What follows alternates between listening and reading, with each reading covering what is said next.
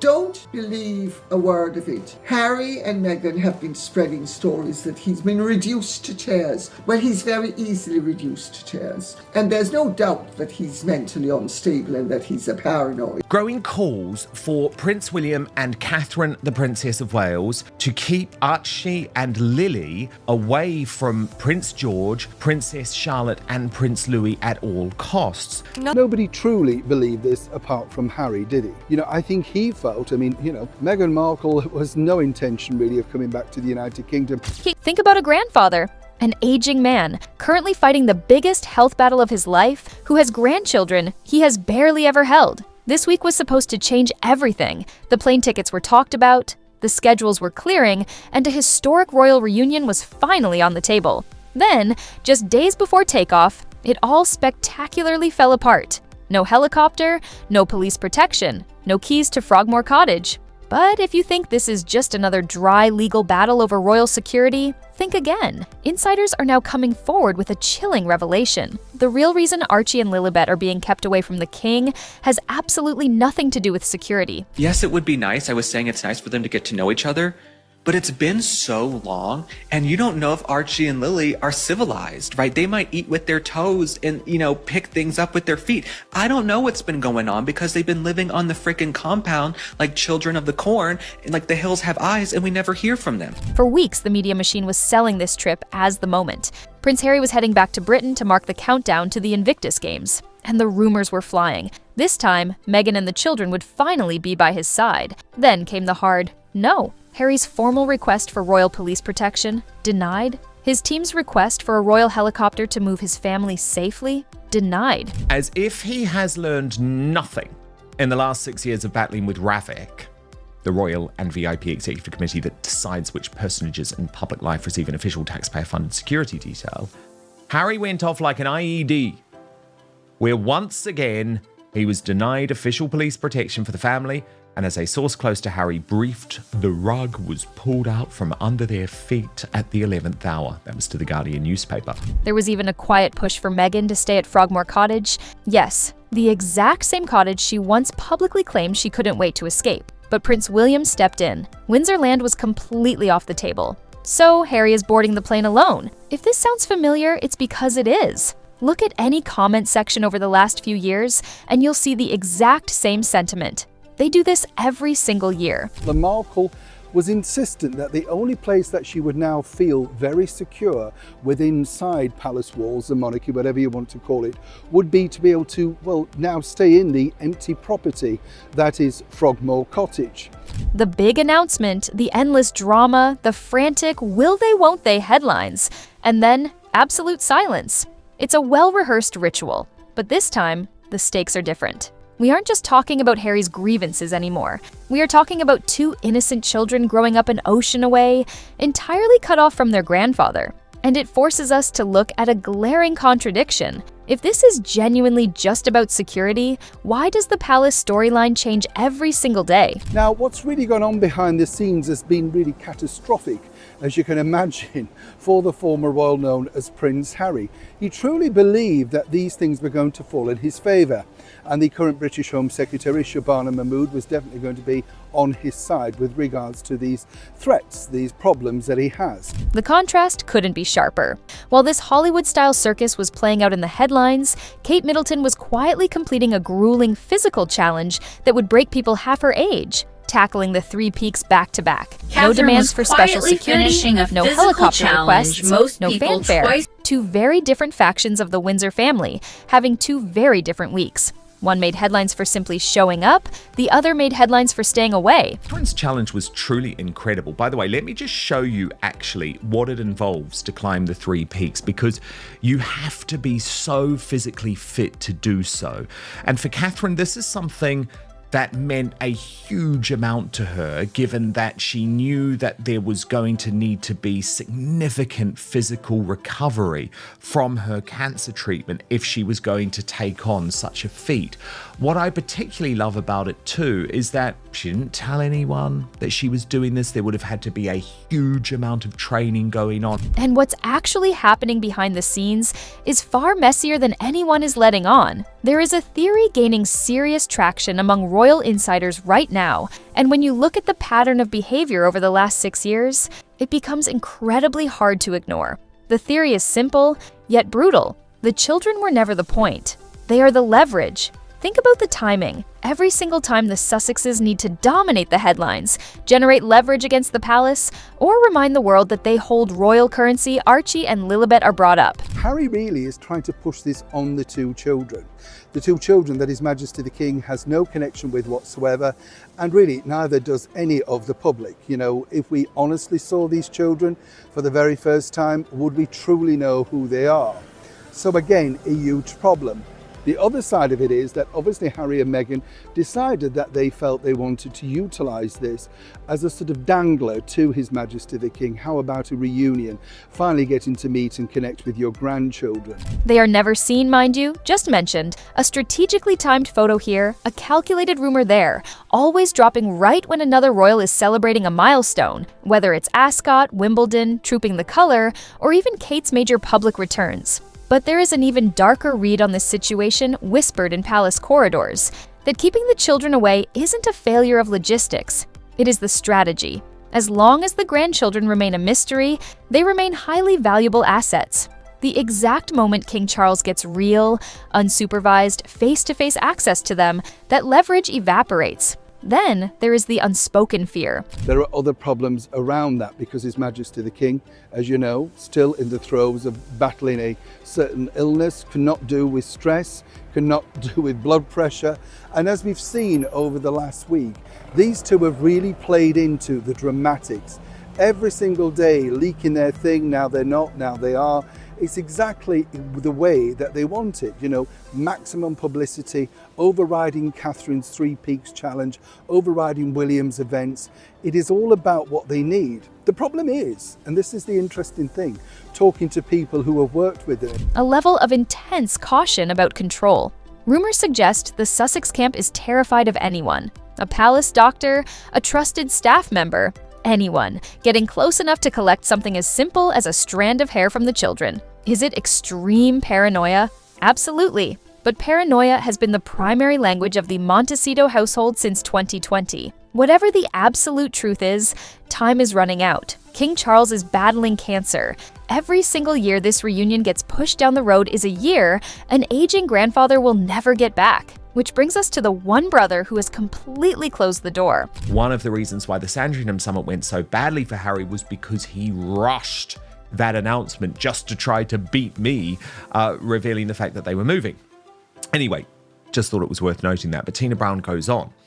What is genuinely sad is Harry's belated discovery that the one thing he does really well is what he was born to do. And rejected. To understand why the royal family isn't rushing to roll out the red carpet for Harry, you have to look at Prince William. Earlier this year, there was a family wedding for Harry's own cousin, Peter Phillips, the very man who stood shoulder to shoulder with Harry to comfort him the night Princess Diana died. Harry did not receive an invitation. It wasn't an oversight. It was a calculated message. Earlier this month, there was no invite for Harry to the wedding of his cousin, Princess Anne's son, Peter Phillips, who had played such a critical, consoling role for Harry at Balmoral when Diana died. A person close to Harry told me he doesn't just desperately miss his father and understandably wants his children to know him, he also very much misses William, the only other person who knew what it was to be Diana's son. Too late. According to those close to the Prince of Wales, the distance goes far deeper than a missed invitation. A longtime friend of William's recently revealed that during a lengthy, wide-ranging private conversation, Harry's name simply never came up. Not with anger, not with bitterness, just complete absence. It's as if Harry has been permanently filed away in the past. An old friend of William shared with me that whenever he spent time with him in the years since Megxit, William's sense of betrayal by Harry was a constant theme. But during a recent, long conversation, Harry's name never even came up. And Angela Levin, that is the brutality of it, isn't it? That is the brutality of a Cold War that Harry has to comprehend.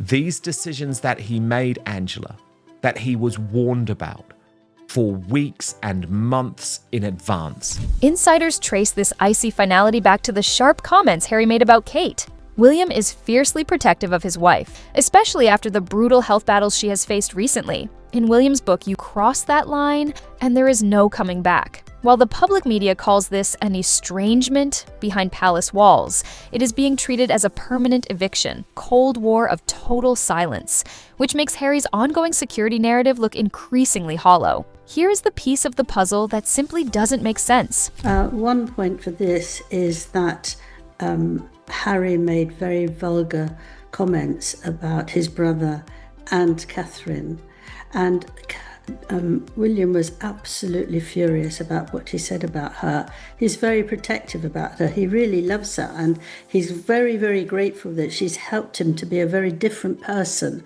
than he would have been if he hadn't met her. I know a lot of people are like that, but for him, it's let him know what a husband is and a father is like, which he didn't really get when he was young. If Harry genuinely believes that stepping onto British soil puts his family in mortal danger, how do we explain his recent behavior? Not long ago, he was spotted completely unbothered, ringing a casual doorbell in Fulham, right in the heart of London. No massive security detail, no chaotic crowds. No one even realized a prince was there until after he left. If a global figure can walk the streets of London undetected, how severe is this threat level, really? I didn't get this information from her English neighbor. I got it from an American Hollywood royalty. You'll never believe what Taylor Swift did. She clearly is extremely clever, and she is clearly extremely vengeful, and those who cross her do so at their peril. 27,000 tears left eye to Blake. Compare that to major celebrities who face documented, high-level threats every single day. Taylor Swift routinely manages massive security risks for her global events without demanding state-funded military protection. Madonna, facing terrifyingly specific threats throughout her career, still shows up at public art galleries in Margate without a fleet of armored SUVs. As she famously put it, "You cannot let fear control your life." So why is the one place on Earth deemed too dangerous for the Sussex family the exact place where Harry's own family resides? Taylor Swift is somebody who evidently will not allow anybody to get away with crossing her. And she evidently is beyond furious with the way that Blake Lively seduced and manipulated her for a period of years, to such an extent that she evidently is godmother to 3 of the 4 children. And when she realized that she was being exploited, she withdrew. And what did she do? The ultimate revenge? That massive contradiction is why the public is tuning out the security claims. And unfortunately for Harry, it's putting his most important project under intense scrutiny. Here is the uncomfortable truth about the Invictus Games. Harry showing up in person isn't just a choice, it's a strict contractual obligation. The sponsors were promised his physical presence. The massive funding was built entirely around his brand. A pre-recorded video message broadcasted from his mansion in Montecito simply will not cut it. This leaves Harry in a tight spot. The very man claiming his life is in danger is forced to fly across the world because without him, the money stops moving. What Harry doesn't seem to understand is that anybody who is not an addict and who knows about addiction, once they understand how to deal with the addict, it usually involves 12-step procedures. Loving detachment. In other words, you can love the person and you're not indifferent, but you have removed all emotion from the equation. This has triggered a growing wave of criticism from veterans and organizers alike. People are asking a heavy question. If Harry is truly under that much threat, doesn't his presence put every single wounded veteran and volunteer standing next to him in harm's way?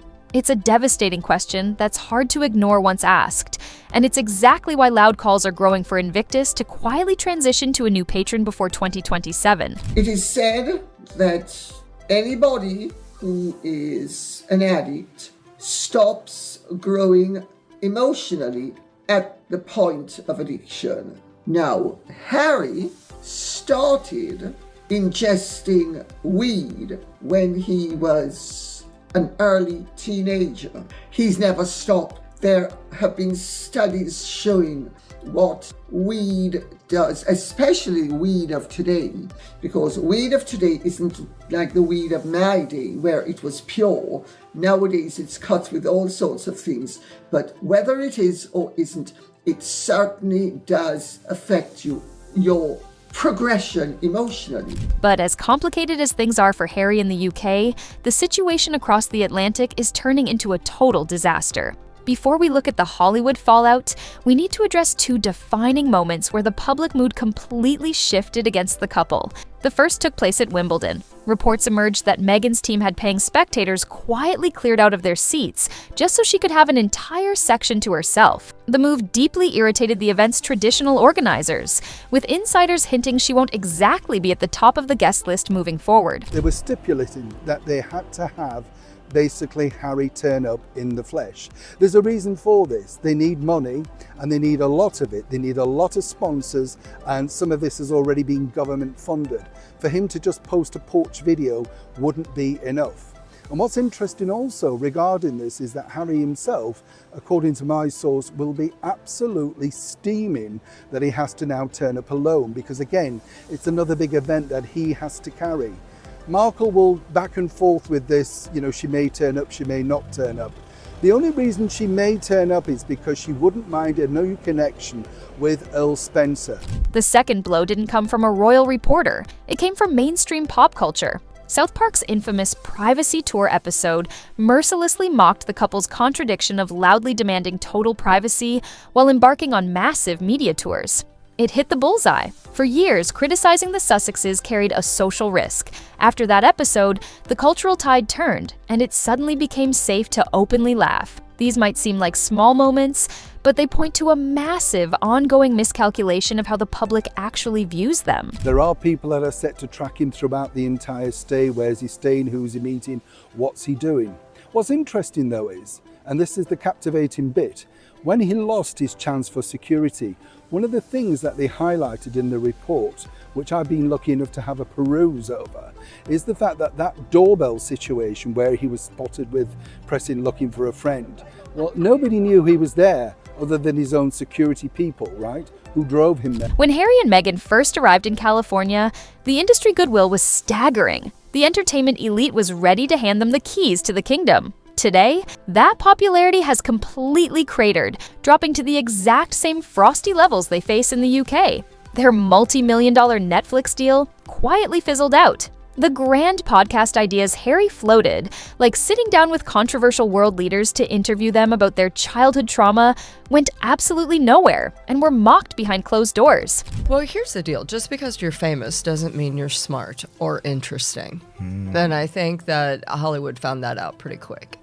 So they were given lots of deals. Really, the deals were to sew up the interesting story of the look into the royal family, because as we both know, and everyone knows, no one had ever really talked before. That was their number one thing. It was Harry's number one gripe. Oh, no one, everyone talks about us. Oh, they're horrible. And then he talked about them. So it was really to sew that up.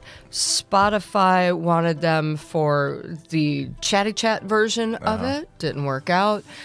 Bill Simmons called them the effing grifters, which has stuck, unfortunately, for them. And then Netflix got their big money out of Harry and Meghan, and nothing else worked out because it was all just rehashed kind of crap. Even a prominent sports media executive didn't hold back, using a brutal two-word phrase to describe the couple that has now become industry shorthand. Then look at their social circle. It turns out many of the A-listers filling the pews at their royal wedding had never even met Meghan before. George Clooney reportedly laughed when later asked how well he knew her. More recently, the backlash over Harry receiving the Pat Tillman Award for service caused massive waves. The award honors a man who walked away from NFL fame to serve his country and tragically died in uniform. Yet Tillman's own mother publicly stated she was never consulted and was completely stunned by Harry's selection. Venus Williams' icy reaction in the audience said it all, and Serena Williams has noticeably drifted away since. Even their wealthy neighbors in Montecito are reportedly losing patience, with staff suggesting the couple is incredibly charming when you are useful to them, and completely cold the moment you are not. The biggest issue with Meghan is everything is a role to her, and she's constantly auditioning for the uber role that she's always wanted, and unfortunately somebody already has that role. Her name is Lauren Sanchez Bezos. However, Meghan is desperately trying to be the A-list. So we saw it at her wedding. All these people showed up whom she had never met in person. Really? Oprah knew who she was, of course. Meghan knew who Oprah was, but were they friends? Weren't really mates. No. Amal and George. At the wedding, someone asked George Clooney, "How do you know Meghan?" And he's laughing, "I don't." To make matters worse, serious questions are now circulating online regarding U.S. federal scrutiny into how Archewell's charitable funds have been distributed, with numbers as high as $63 million being openly discussed. While nothing has been legally proven, if even a fraction of those financial rumors turn out to be true, brand damage will be the absolute least of their worries. Amidst all this chaos, an incredibly cold theory has been circulating within high-level royal circles for months. The theory suggests a shocking strategic preference, that Meghan would far rather be a royal widow than a royal divorcee. Why? Because of how British peerage titles operate. If the couple were to divorce, Meghan's entire royal identity, branding, and status as a duchess would be placed on the chopping block. However, if Harry were to pass away while they are still legally married, her title as the Duchess of Sussex becomes permanent, legally locked in, and completely untouchable by the palace. They can't get her to be stripped of the Duchess of Sussex title. If Harry dies while they are married, she remains until she remarries. And in Scotland, under Scottish law, a woman of superior rank never has to relinquish that superior rank, even upon remarriage. So she could say, well, there is even a specific loophole buried deep within Scottish law that experts believe could protect her status regardless of decisions made in London. Whether this represents any real intention or just dark speculation, it highlights just how cynical the narrative surrounding this marriage has become. Meanwhile, back in London, King Charles is dealing with a monumental shift of his own. Buried deep inside this year's official sovereign grant report was a subtle yet monumental shift in language. King Charles is no longer just being described as the traditional defender of the Christian faith, but rather as the protector of all faiths across the UK's diverse religious landscape. It sounds like modern diplomacy, but traditionalists are furious. Royal commentators have labeled it a dangerous departure from over 1,000 years of British constitutional tradition. At the same time, the family has had to rally around Kate Middleton after a controversial media column aggressively demanded she release the exact specific type of cancer she was treated for, a demand so invasive it united rival royal experts in absolute condemnation. And in a quiet, highly symbolic move, Queen Camilla made headlines by publicly standing alongside author J.K. Rowling at a literary event. While framed around books, the public read it as a clear, definitive statement on where the palace stands regarding the UK's intense cultural battles. The king is fighting complex institutional battles on 3 different fronts at once. He simply does not have the bandwidth for Hollywood drama. There is one final detail hanging over this entire saga. Queen Camilla backed J.K. Rowling this week, and you'll know J.K. Rowling has become such a lightning rod, Angela, for the sort of woke leftists who have turned on the Harry Potter creator because of the fact that she just believes in biological sex. And J.K. Rowling has been absolutely uncompromising on this issue. This year marks what would have been Princess Diana's 65th birthday. Those close to the family believe this milestone is exactly why a public reunion, even if it's just a single, carefully staged photograph of the grandchildren, matters so much to the Sussex camp. A perfectly timed image to reset the narrative. Whether that photograph ever happens remains entirely up in the air. What we do know is this: a reigning king is growing older under the weight of a serious illness. 2 young children are growing up thousands of miles away, entirely unaware of their heritage. And every single year this prideful standoff continues is a year that none of them will ever get back, no matter who is truly to blame for keeping the door shut. That is where the royal chessboard stands right now.